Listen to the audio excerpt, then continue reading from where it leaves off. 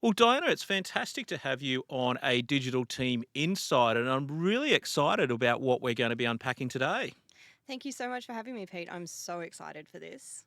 Yeah, and look, today we're going to be talking about Better Business Pathway. And look, I'm really excited about what we've been able to shape up in regards to this program because when we started Digital Team, we really had that vision about how do we go and create better businesses for our customers by creating the best place to work in Sri Lanka. And really, what we're going to be talking today is how Better Business Pathways enables us to be able to go and achieve that better part of our vision that we're talking about. Yeah, I'm so excited to be able to sort of have recently announced this program to start to bring it to the market. There's a lot that's gone into the background of it and the foundations, a lot of both data and learned experience of a number of people in the organization. Yeah, and I think it's really timely because there is a lot of change that's going on in the industry. But despite that change, there's one thing that's not changing, and that's the profitability that we're seeing across the industry. So, quarter on quarter, we're consistently seeing that 25% of MSPs and TSPs just simply aren't making any money. And Better Business Pathways is really a tailored program that's designed to lean in and help solve some of the underlying challenges that lead to that profitability problem. Yeah, and I think the thing that I fear more is that that's the representation of the 25% who are participating in the data, Mm, who are participating in industry events, in peer sessions, in all of these things that make them, part of that. mm, My fear is for the people who aren't yet a part of that, for the people who don't see themselves as an IT provider or an MSP. They just, hey, I do computer stuff. yep. So overall, that fear for small business profitability is quite concerning. And so before we dive into Better Business Pathways, we sort of touched on the surface about the profitability challenge, but what is the biggest challenge that you're seeing with MSPs today? I think one of and there's probably many answers to that question. One of the biggest ones that I've seen in my experience is potentially or effectively a lack of decision or direction with Mm, where they're going. The idea of we'll just keep doing what we're doing. Changes are going to happen to us, but we're not necessarily the ones who are going to own mm, or respond to that change. Change is going to happen to me, not for me. mhm. Yeah, and I think it's interesting because when you take a step back, one of the key things I think is having a clear strategy. Yeah. What is it that we're going to be laser focused on? But also some of those simple basics of business about what is the mission, vision, and values. And look, I remember when I started my first business, I always thought that they were just, a little bit of something you'd put up on the wall that really didn't mean anything. But it's a great way to become laser focused and rally everyone in the organization around that. Yeah, 100%. And I've definitely worked in organizations where I felt, or I walked in like, oh, we've got this up on the wall, Mm, but what do we actually do about it? I've also worked in organizations that were relentless in messaging about their mission, vision, yep. values, but the lived experience wasn't like that. I think when we take that potential from that strategy and actually start making it part of everyone's lived experience in the business, it's how we show up to work, not just words on the wall. Mm. That's where we'll really start everyone on the same bus, to use that terminology. Yeah, and I think we're lucky enough that we have the opportunity to travel globally and talk to MSPs across various different industry sectors and sizes and niches that they're focusing on. But one of the things that keeps coming through is that I think every business owner really thinks that they're working harder now than they ever have, but there's actually less to show for it. So why do you think that is? I think there's definitely the hamster wheel mentality Mm, that's out there. The if I work harder, I'll get further, mm, but that doesn't necessarily put you in a specific direction, and that doesn't necessarily mean that you're working on the right things, mm, particularly as an owner. There's a lot of I will do it myself. I will keep doing these things because no one mm, else is going to do it like me. mm, And just keep working harder. But that's not necessarily the way you want to work, especially as you step back from working in the business to running a business, which mm. if you don't do it, your business is never really going to get further than where it's at. Yeah, and I think, that's really the catalyst about why we created that Better Business Pathway program was, we work with our own customers and could see those challenges that they were having. And I think it's quite interesting the way that we came about, where we focus on and those specific problems because, if we look at the data, because, every event that we go to, for anyone that's been to a digital team booth and, tried to put their entry in to win a bottle of whiskey, we always ask what the biggest challenge is. And you took a very data centric approach to then find that out. You want to tell us, that approach that you took that really became the catalyst for the program that we've developed? Yeah, so I came in going, I know what I think, I know what other people think, and I know what people I've worked with think the problem is. Mm, Where's the best place to get the data, mm, particularly for digital team customers? Because whilst this program is for the industry, it's also for our mm, customers. So I went through that list mhm, and I compiled it and we looked at what was similar and started narrowing those buckets down, which is where we came mm, to our 5 pathways mm, being service operation, particularly service operations, mm. finance, sales and marketing, people operations, and go to market as well. Yeah, and I think, that approach was really evident, the clusters that came out in regards to the commonality of problems that people had there. And I think, when you often hear any business book, they talk about people, process, and Yeah. technology. And then you start to drill in and then you see the individual components of that we saw that are really specific to MSPs and TSPs and the challenges that they have. And so you briefly touched on, the program and who it's for. Do you maybe dive in a little bit deeper about who do you think is going to get the most value out of this program and, what value they can expect? I think the people who will get the most value, frankly, and to start, are the people that are willing to put in the time. Mm, There's definitely different people who it's aimed for, and we'll go into that in a mm, second. But someone undertaking a program like this, the first thing you need to do is be ready to seek help. And the mm, second part you need is actually be ready and willing to accept this mm, and to note that change or changing what used to work to mm, what could work for the future doesn't necessarily mean that we are trashing or even insulting the past, mm, but we do need to grow for the future because we all start somewhere. mm. And if we want to move forward, we know that we need to change things. And I think that's really key is because the reality is it doesn't matter what industry, but especially in a fast moving industry like technology, is the business of yesterday is not necessarily going to be the business that sets you up for the future. And I think we've seen that over the last 20 years in the MSP space is, initially most organizations started out as break fix, and that was like that MSP 1.0. And then, we moved into really having a heavy focus on recurring services and that managed services practice. So that was really that MSP 2.0. And I think where we're at is we're at that sort of tipping point about moving into what does MS3 3.0 look like.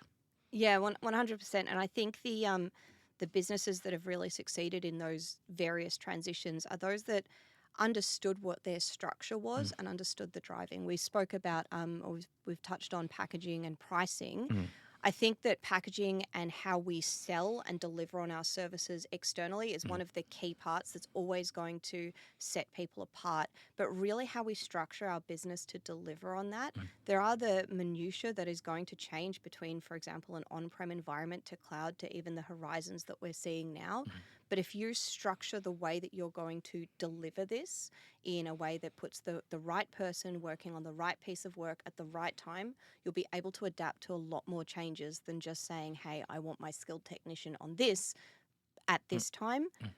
Why? Yeah. And I know in the conversations that we've had and the conversations I've overheard you having with many MSPs, you often talk about maturity. And I think one of the things that we've adapted to organisationally as digital team is we're not just an offshoring partner. We are a margin and maturity partner for organisations. So when you talk about maturity, and especially in the MSP context, what does that mean for you? I think particularly we are talking about that maturity in operations and organizational Mhm, structure. I've had this conversation a couple of times with people that I quite like and quite respect in the mm, industry saying, but I don't want to lose what makes mm, me me. I don't want to mm, lose what makes my business that. And there's a bit of a degree of a Peter Pan complex mm, sometimes around particularly those people who are scaling to, from the smaller to on the small side of medium to really sitting in that medium side. You don't need to lose that. mm, You but if you structure everything, if you make sure that everything is covered and you think 2 steps ahead, mm, all these sorts of things, you can still have that lack of Mhm. emotional maturity, Yeah. for want of a better word, in the business, while making sure that everything is done efficiently and, most importantly, profitably. Mm.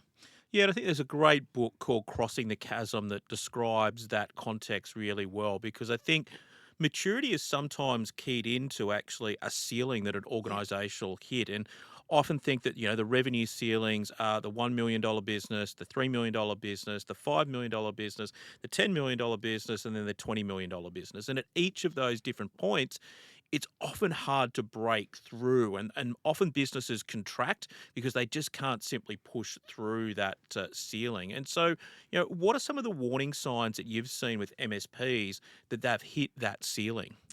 Consistent, unplanned overtime, particularly on the smaller end with the owners or Mm, skilled techs. When you suddenly realize that you're working your whole weekend, and I think there's the revenue milestone there. I think there's really an emotional milestone as well, where your partner or your friends, depending on the rest of your life, come to you and say, "Hey, um, this isn't cool anymore because all you do is work and you're not actually enjoying it yeah. anymore." There's the idea of not just being able, where you have to start to offload the technical Mm, execution, but also bring in business execution, mm, whether that's you yourself learning these things, which is often the pathway mm, at that start of it, or bringing in experts to be able to help. There is a point where you say, I cannot run this alone mm, anymore. Who are my people to lean on, and yeah. how do I elevate them? Yeah, and I think that's often the thing is that, as an owner of a business, you don't need to be the smartest person in the room. And often it's you're able to let go of and really focus on being the visionary and get those people that are operationally able to drive that. And I think often, the team that you start off with when you build a business is not necessarily the same team you have when you're 5 or 10 million, because what you're looking for is those grays knees and the experience that they bring to the table to help you punch through that ceiling. 100%. And I think there's also something to note in there about the idea of not having the same team when you grow to that. Mm, Because, and I've seen this a lot with businesses who try to keep everybody together. mm. You've got to let people go. Mm, Maybe they're not the right fit for where your business is going. Maybe they've also just outgrown where you are. And mm, I think that when we invest a lot emotionally in our businesses, it becomes really hard to let the people go. And whether it's to be free and grow themselves, or mm, whether it's to say, hey, I know that you started as an intern, and we've kind of helped you, but yeah. you've hit your ceiling and you don't fit in here anymore. You're not performing.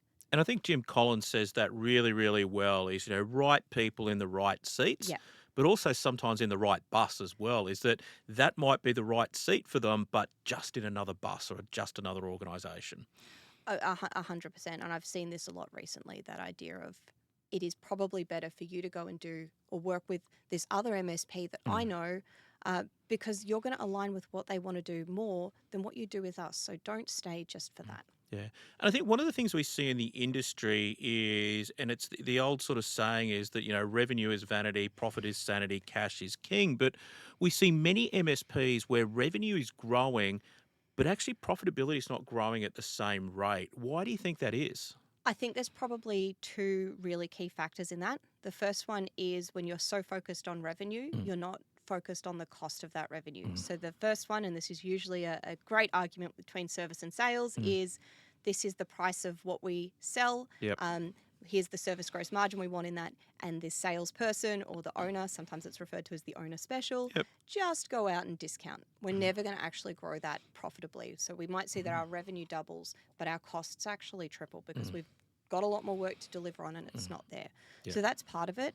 The other part is not looking at how and what we should be delivering. We're not Yeah. looking at scope creep and Mhm, over servicing. That's usually a huge thing that really eats into that. We might be selling mhm. at an appropriate price, but we are not delivering at an appropriate cost. And that really sounds like, operational maturity inside of the organization is that, there's lots of stuff being put in the top, but there's not a lot that's coming out of the bottom. So, what are some of the common operational issues? You sort of touched on some of them around how we package and sell and, actually understanding some of the numbers. But what are some of the other common operational issues you see working with MSPs? The first one is that our service workflow and the workflow that tickets take through our system is not actually designed Mhm, for us. mhm, It's either come out of the box, or we've never actually taken the time to understand it because we've just worked on tickets. We haven't actually worked on that workflow. So one of the key things I actually see is how much time people spend on tickets before the first level of escalation. That's usually one of the first ones that really starts to bite people. The other one is over servicing. We've had this in the last couple of years, customer service is king, above and beyond. Yep. There does still need to be a line there because next thing you know, you've got your texts staying late, you're answering calls for password resets for non-critical systems at 3 a.m. on a Sunday. Yeah. If your team are doing it, you're paying your team. If you're doing it, you're still paying. It just doesn't look like that on paper. Yeah, and I think that customer experience is a really interesting rabbit hole because I think the reality is that customers are expecting more, but they're actually not necessarily willing to pay more. Yep. So that then starts to create pressure inside of the organisations to deliver more, to lean in more. And that's a really hard position because often they don't want to lose that revenue. So they end up, dropping the profitability. Is that something you commonly see? So commonly. There is a point where you need to learn as a business owner or even as a service leader, depending on the size of the organization. No is a very powerful word. No, and here's why, is an educational experience for your customers. There will come a point that the bottom chunk of your customers do need to get cut because they are not going to be profitable and they will be very noisy. You'll waste a lot of time on them and you'll not get things done like your maintenance promises for your better customers or your A-tier customers. And suddenly everything's going downhill because the team is burnt out supporting people that don't want to pay but call nonstop. Yeah. And I think if you look across the industry, there's a lot of focus around process and how do we get our SOPs more efficient, how to bring in automation and really focus on that process. But I sometimes feel that, one of the key things that we forget about is people. If you think about process and people, like where should business owners be spending their time? Is it, getting those SOPs right, or is it actually then coaching and growing their people? I kind of feel that if you coach and grow your people appropriately, those SOPs will take care of themselves. If we are coaching on the idea of you don't have to be the only person, even if you're saying this to one of your team members, write it down so that we can share that knowledge. That's you really focusing on the person, but at the end of the day, we're going to be able to share that SOP. Yep. And sometimes that process and saying, hey, we need this process done, we need this done this way, is taking care of your people. Yep. I use the analogy, I have a little pod coffee machine at home, and some days it's the normal 3 steps, walk downstairs, make coffee. Some days I actually have to remember that somewhere in the SOP or somewhere in that process, I have to put the coffee cup up the right way. Yep. If we don't take care of our people on those days, they won't take care of us on the days that it's really easy to just get stuff done.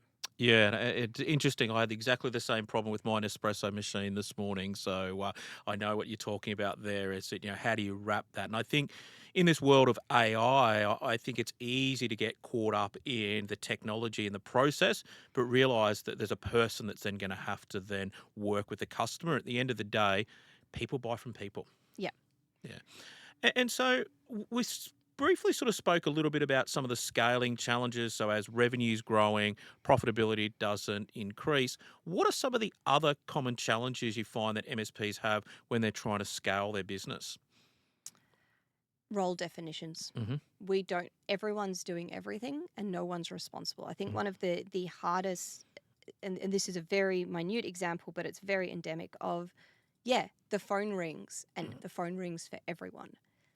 If everyone is responsible, no one is responsible. So it's something as simple as putting in hunt groups so that the receptionist doesn't manage to get the phone, so it calls the level ones. All these sorts of things, but take that and apply it to your overall business. It's not necessarily about the process on paper, but it's what's the strategy to get everyone sitting in the right spot there. And do you see that comes back to understanding who's responsible versus who's accountable? Yeah. And I think one of the most underrated tools that we should be still using in coaching or business strategy is the good old-fashioned RACI chart, because there is such a line between responsible for a task and ultimately accountable for it, and giving people the freedom to be ultimately accountable for their ability to fail. I think that's incredibly freeing, is putting people in their position to be able to fail. Most of the time they won't. Let them fail safely, give them the tools that they need. We're not going to throw people out in the middle of the ocean without a single swimming lesson, but give people that opportunity, because they might actually find something that you weren't going to consider or they weren't going to consider when it was just too safe. Yeah. And look, I think, we've really spoken about some of the constraints so far that are really sort of holding MSPs back. And I think this is really the genesis about why we created the Better Business Pathway program in the first place was, we saw these challenges that our customers were facing, but we saw these challenges more broadly across the industry. So, Dinah, do you want to maybe tell us a little bit about what Better Business Pathway is? So, Better Business Pathway is our new enablement program. Mhm, That's the really short version, and I think I'm going to probably need to elaborate a little bit more. As I mentioned before, it is made up of 5 pathways mhm, that can be delivered in a number of different mhm, ways. Right now, we are looking at a sort of 6 week or 6 session module. mhm, 1 or 2 modules per pathway, depending on where you're at. So, if I'm talking to a business on the smaller side or the mhm. lower operational maturity level, Yeah. we are probably going to start with your standard workflows, understanding the anatomy of Mm, a ticket and how work gets there. mm, But if I'm talking to someone who's a little bit more mature of a business, they've probably got a lot of that sorted. mm, More than anything, we're probably going to start diving into the profitability metrics and mm, understanding what numbers lead us mm. where, Yep. because they know how to get them out of the system. They know how Mm, to get those metrics or that data point out of their people. mm. They just don't know which ones they're supposed to look at. Yeah, and I think one of the exciting things about Better Business Pathway is it is not an off the shelf program. No. It's something that we tailor to the needs of the individual organizations. And I think if I look at some of the customers that we've worked with, that's been everything from actually helping them actually get more out of their PSA, so setting up projects and getting that structure right. And for other organisations, it's been simply just being able to allow them to see for the first time what is the profitability by customer. Yeah. And I think that's really what's exciting about the program is the ability to lean in where you're at because everyone's at a different stage in the journey. Yeah, 100%. And I think you mentioned the phrase before, revenue is vanity, profit is sanity, cash is king. I think I got that the right way around. But there have been times that we've just gone Mm, in and said, hey, your profitability looks okay on paper. mm, It's fine. It could do with some work, but right now the cash is the problem, mm, because let's look at your aged receivables there and just that disconnect between we did the work, we sent the invoice, no one's paying us, yeah. but we're still sending the monthly invoices and we're still picking up the phone. And that can happen at all levels of maturity Mm, because it's very easy to let it get away. But just looking at each of these things and the business as a whole, and mm, then which stories do we, and which journeys do we need to go through. I think that's why we named it pathway as well. Which journeys are we taking when and in what order? mm. Yeah, and it really is, a pathway that someone can come in at any stage in that journey, no matter, they're having challenges with their go to market, or they're having challenges with sales and marketing, or they're having challenges around that operational maturity. And I think, it's often hard as a business owner knowing what to look at, and sometimes just having an external set of eyes to come in and look at it independently. Like you might look at the P&L and it looks like the profitability, but the ability to actually turn that into cash and what is the cash days can have a huge 100%. impact. Mm, Yeah, and I think one of the big things that I found both with the Better Business Pathway and across my career in these sorts of roles mm, is that just that fresh set of eyes and suddenly that fear of judgment that mm, someone else is going to look at it. I always walk in and say, I'm not going to judge you for any of mm. this because you asked for my help. Yeah. Therefore, we assume that there's something that we want to change. I'm going to judge you for your coffee order, but that's a Mm, whole mm, other part of it. I'm here to judge, but mm, it's not an emotional judge. It's yeah. here to help you understand, Mm, because in all likelihood, no one's ever sat down and told mm, it to you. I was incredibly lucky that my parents ran a small business, mm, and I always joke that I had no friends in high school. So instead, I decided to learn how to do the invoicing and bookkeeping for mm, that business, and that kind of grew from there. But I think the biggest thing that we see with a lot mm. of people in leadership positions and even owners is we haven't sat down and learnt that because it wasn't what we studied. I did tech. I wanted to run a tech business. Yeah. What do you mean I need to learn business? But it's also sometimes, I think, lonely at the top. Yeah. And I think, if you think about, your leadership team or the other people in the business that report to you, it's often hard to say, I actually don't know. I Yeah. don't know what the answer is. I don't know what the next step is. So simply having someone there that can be a coach, that you can be vulnerable with, is super powerful as a business owner. Yeah. I think that I've seen throughout that career so many people just have those breakthroughs that they weren't prepared for because Mm. it was the first time that they could speak to someone without fear of letting them down. And I kind of liken it to therapy. It was something that a psychologist told me very early on was, you're paying me for this time Mm. regardless. I'm going to sit here. You can ask me how my day is, or you can tell me how your day is, which is what you're paying for, and we'll go through it. And nothing leaves this room. This is really just here to help you. And I think to a degree, sometimes coaching, whilst we might be talking about the technical or operational execution, it's a lot of it's a lot of therapy sometimes saying, oh, someone else gets this. Someone can be Mm. here for me that I don't have a fear of letting down. And I think that's really interesting to sort of compare that to sort of, other professional services because do you want to maybe tell us how much does this cost for customers that want to be part of the Better Business Pathway? I think that anyone who wants to take part of this should be very, very thankful to you because we've been able to bring this program to the Digital Team customer base for free, which I'm so excited about. This kind of advice, and I'll be honest, that it should be, costed quite Mm. expensively. It takes a lot of skill set Mm. to develop and support as a coach, but we're able to bring this to our customers for free, which means that people can get this advice, get this help when they need it, not necessarily having to wait till they can afford it. Yeah, and I think that's the key is often when you need help, you need it now, Yeah. not necessarily when everything's all rosy. And look, we're really excited that we're able to make this service complementary to every one of our digital team customers, but also we're shaping up how we actually make this program available in bite-sized chunks for those outside of our customer cohort as well. Yeah, which is incredibly exciting to be able to deliver that. Mm. And you touched a little bit about some of the pillars because, when we actually went through all of those responses, over 1,200 of them to distill down what are the most common challenges, they end up becoming the key pillars actually of the service pathway and operational pathway, etc. Do you want to maybe dive into those pillars of the program and give us a little bit more insight there? Yeah, so particularly in the finance side of it, one of the big things was how to know if I'm making money. Mhm. That Yep. was that was one of the top or versions of that statement was Mm. one of the top things that became the finance pathway there. And we were able to break it down and it Mhm. was understanding how I make money on service. Mhm. How do I make money on product? Yep. How do I run profitable projects? Mhm. All these sorts of things, and that's where we've really dug into what those pillars are within Mhm. it. So for the people operations pathway, there's a lot of questions about how do I tell someone that they're doing a great job? Mhm. How do I tell someone that they're doing a bad job? How do I tell someone that they could be doing better, but they're on the right track? All these sorts of things that just, what are those? And I think it was a lot of what are the questions someone might need to answer in their Yep. business? Yeah, and I've been lucky enough to travel around up and down the East Coast over the last few weeks doing customer events with you, Diana. And I know you've been presenting on the, specifically service operations through that. And I love the journey that an organisation goes through that pathway, and how the eyes lit up in the room, and you could just see people resonating with the challenges that you were talking about. And maybe just sort of give us a little bit of insight about some of those things that people can expect in that service operations pathway, because I think that is definitely where we're seeing most people drop in and start.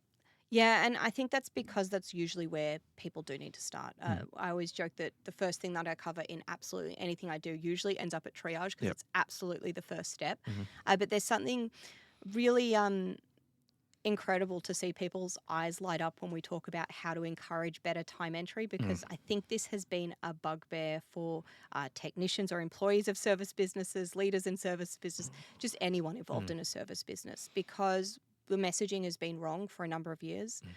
We sell outcomes. Yep. As an IT service Mm. provider, we are not selling time, we are selling outcomes. However, most of our costing through labor Mm. is actually done in time.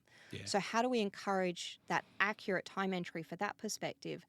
Mhm. Time entry is actually just your ticket notes. If you Yeah. need to, it's a part of this. Mhm. So seeing people's eyes light up at a new way to explain the thorn in their side forever, Mm.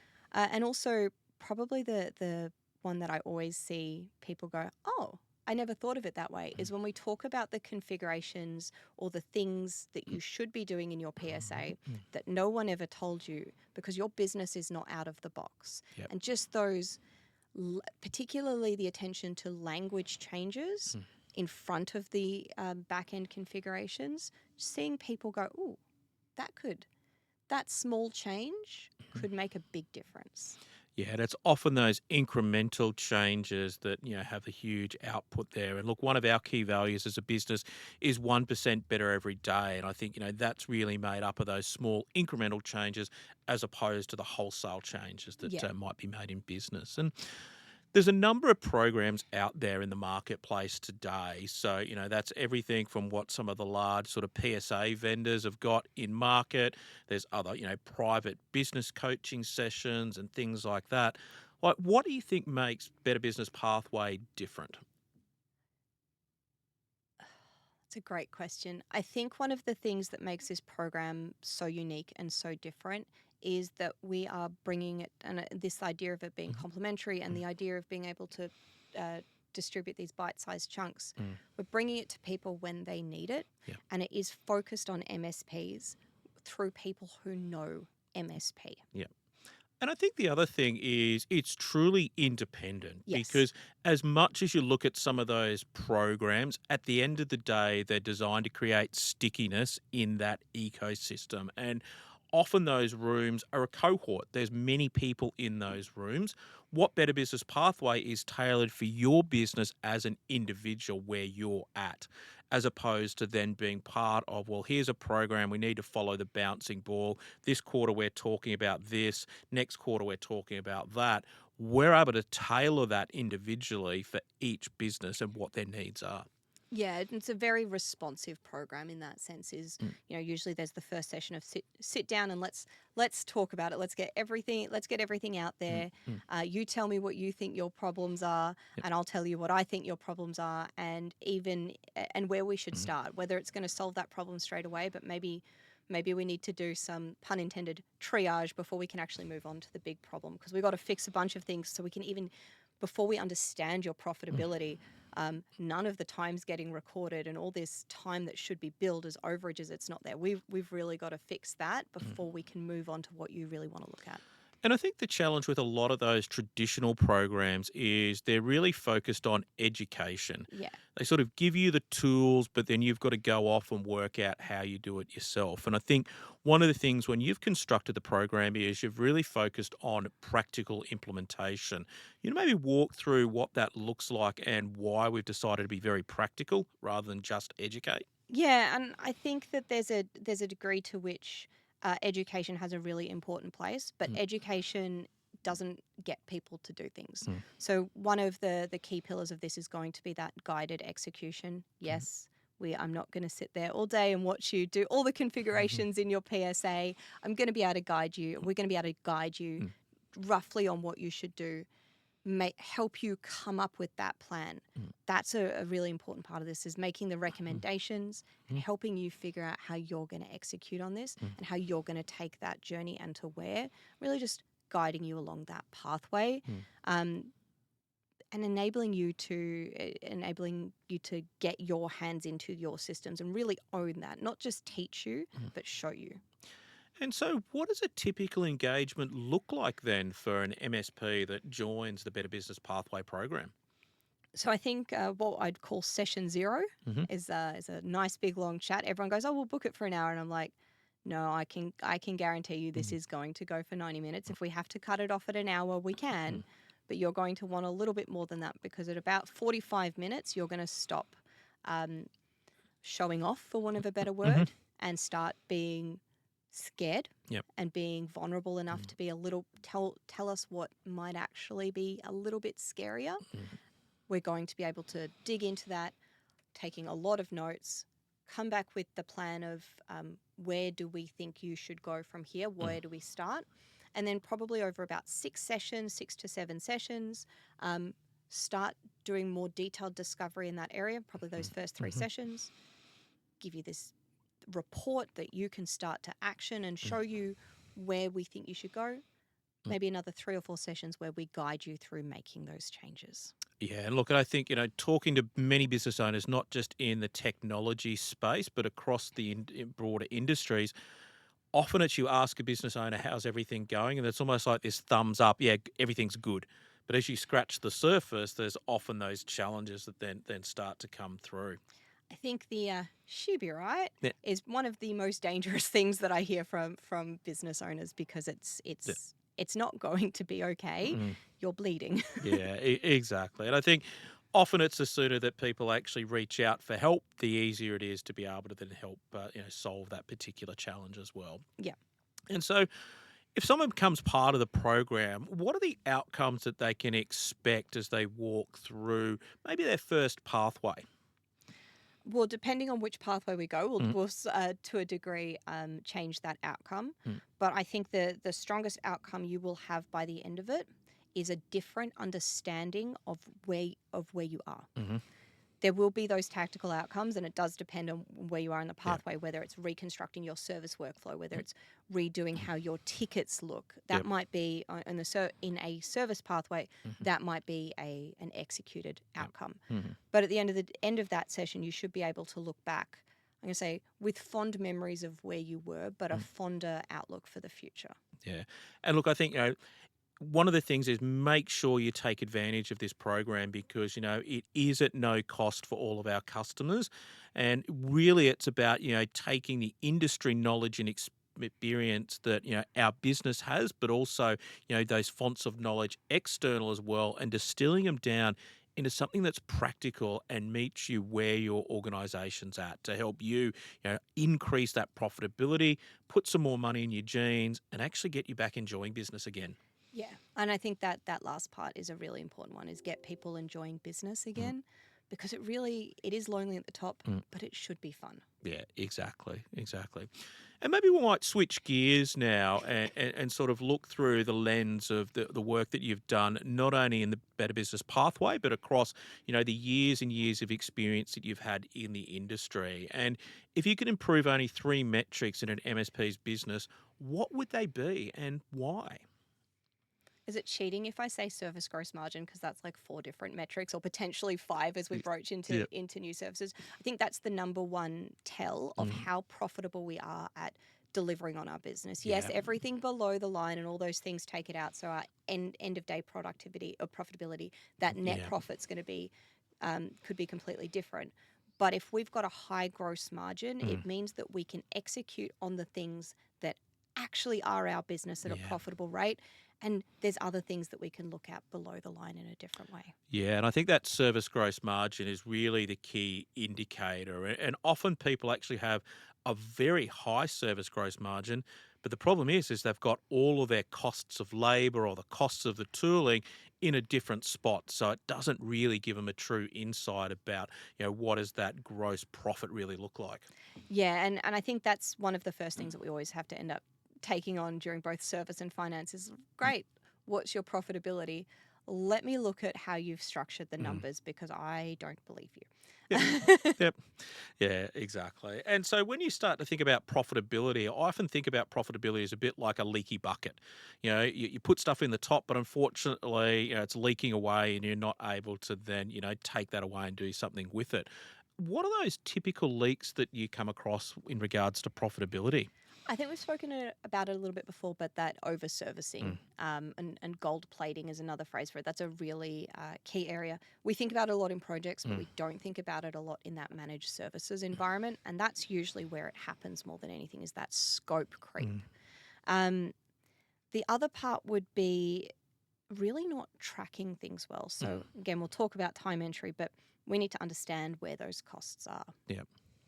Depending on the size of your business, and particularly for owners who are still actively working in the business, you are probably not tracking your costs accurately. Mhm. You're probably charging yourself out as like a level two tech.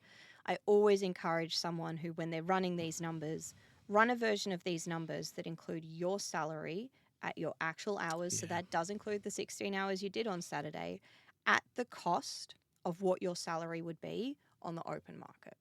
because that's the true profitability leak. Mm.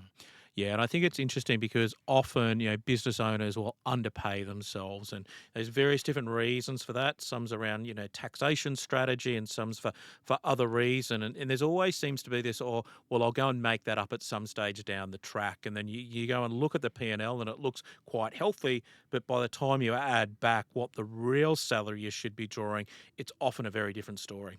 Yeah, and I think that's going through that change in equation is, I compare it to like bill shock. If Mm. someone's gone overseas and started using their phone and Mm. not really realized that they were on roaming, and suddenly you come back and you're like, what? And that's Yeah. the same look that we get on people's faces when they change that profitability reporting to reflect that. Yeah. And I know in the industry, there's almost this joke of one of the most boring topics is around packaging and pricing and something that's been done over death. But I think one of the things is, especially in today's market, the need to revisit that regularly because the reality is that MSPs are going very wide in the services they delivered. It used to be really easy to define and package that, but things like cybersecurity services now coming in, maybe introducing EDR capability as part of that, AI, modern work, all of these different components, really increase the amount of service that MSPs are providing, but they don't necessarily revisit that. So, how important do you think that packaging and pricing is to building a better MSP? I think it's probably one of the absolute key things, Mm. because it's not just on how you sell it, it's how you understand it. Mm. So usually there's a big conversation between the difference between a service you sell and deliver Mm. and a product that you resell in that Yeah. VAR model. And that's a lot of what we see, particularly with MSPs on the cybersecurity side, Mm. is we're reselling an EDR, we're Mm. reselling an MDR. Mm. Great. We need to understand that pricing and profitability and packaging Mm. different to how we do when we sell our cybersecurity consulting Mm. services. Yep. When we resell, the price and cost are relatively fixed and not flexible with us at all. Yep. Whereas with our actual security services, our managed services, any of those services, we control the cost and we control the price. Yep. If our costs are going up because it's costing us more to deliver it, it's getting more complex to deliver these projects, we can Mm. also bump up the revenue. Yep. If we get shafted on a bill or a sudden price rise, and we buy a provider or a product in the product resale perspective, we can't necessarily up that price if we have, particularly if we've included that as a cost within our package. It's not it should be a separate line item. And I think this feeds into that, capacity planning piece. And often people don't have a talent strategy. And as new services are coming in, all of a sudden you've got like a high cost L3 engineer working on a lower cost activity. Where do you think capacity planning plays a part in improving margins? I think it's sort of a higher mid-range in terms of if we're looking at those priorities, because Mm. we need to be able to plan for what's coming down the pipeline. If we Mhm. are looking at increasing our profitability and our revenue by selling more projects, Mm. selling more managed services, acquiring more customers, we need to be able to deliver on that. Mm. Because the last thing you want to do is get all of these projects to close and there's no one available to do them because we weren't managing what that what those timelines were going to be. The other part is making sure that we have the skill set to deliver on what our customers are asking. And I think this is really also where you are leading, is we are getting, or this industry is being asked for more and more things. That scope of IT is starting to creep. That's okay if we can price for it and if we can staff for it. The first time we do a project or any sort of work, I want to be clear, no one's going to get the pricing right because we didn't know. We can sort of throw the dart at the wall and go from there. But we need to have the skill set available to us in some form to be able to deliver on it. And so, without naming names, do you want to maybe share an example of some of the success you've seen with an MSP that you work with through the Better Business Pathway program? Yeah, so without naming names, we started talking to an MSP who just raised the idea that they weren't quite sure what was a project in their Mhm. business. Yep. They had an idea of what definitely was a project, but we didn't know anything in between. We didn't know how to price them. We didn't know how to scope them out. So that was the first set of work that that one of the actual first people that we started working with Yep. was let's go through and understand project management, how and where to execute it in their PSA, Mhm.